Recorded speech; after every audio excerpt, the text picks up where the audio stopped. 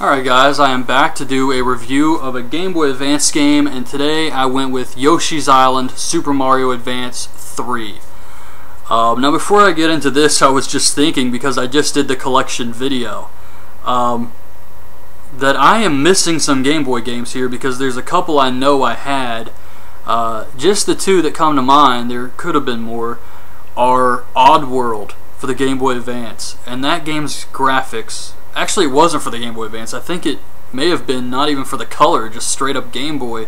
The graphics were horrible for that game. Just the enemies looked like just black dots. And then I had 720 skateboarding for like the Game Boy Color. And that game, it was alright, but I think I paid like 30 bucks for it, and I was just very disappointed. It didn't have enough stuff in it to keep you coming back. So yeah, that's just a couple games I wanted to throw out there. But the reason I wanted to talk about this is on my 3DS, for the Nintendo Ambassadors program, you actually were able to get Yoshi's Island. So since I got like all those old Super Nintendo and regular Nintendo games for free in the 3DS, I played through a lot of them, and I recently beat Yoshi's Island again on the 3DS. And I believe it is the Game Boy Advance version.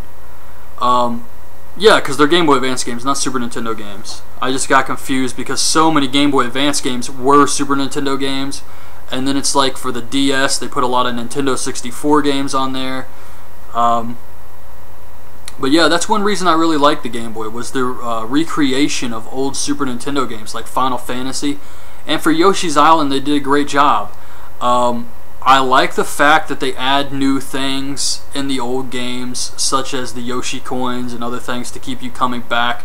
The premise of this game is you're Yoshi, you have Baby Mario, and you have to get him some type of, I think a Junior Bowser or something's after him. And he's got like this little magician, a Magic Koopa, who is chasing Yoshi around, trying to kidnap Baby Mario, and whenever Yoshi takes damage, Baby Mario will float in the air in a little bubble, and you'll have 20 seconds to get him.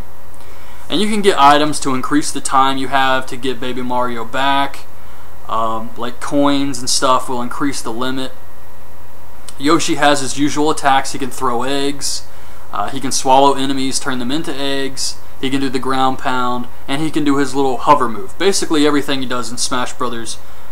And it's just a really fun game, great music.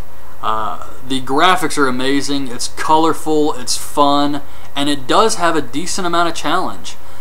I didn't have any trouble beating the game. Like, I didn't have to look up a guide to figure out how to beat a boss. It's all pretty easy to figure out, but it still has a good amount of challenge, especially the platforming later on in the game can get challenging, where you have to jump from these like little things that spiral around, and there's a little bit of puzzle stuff later on, but not much. And that's really just because Yoshi will pick up keys, and then they'll follow him along like the eggs.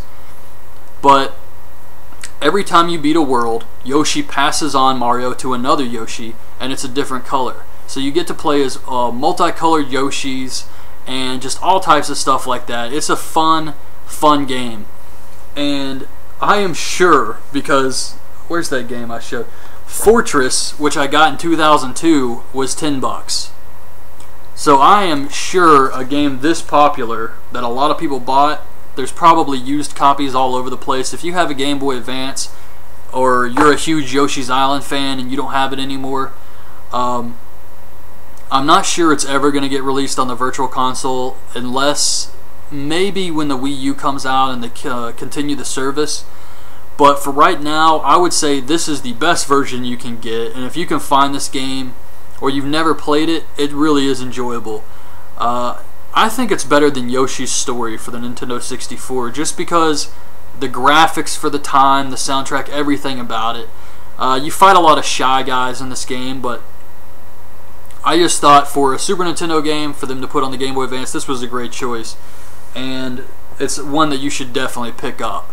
So I highly recommend that game. Yeah, that's it, guys. It's an awesome game. I hope you like this video. Leave your thoughts on it in the comments below. And thanks for watching.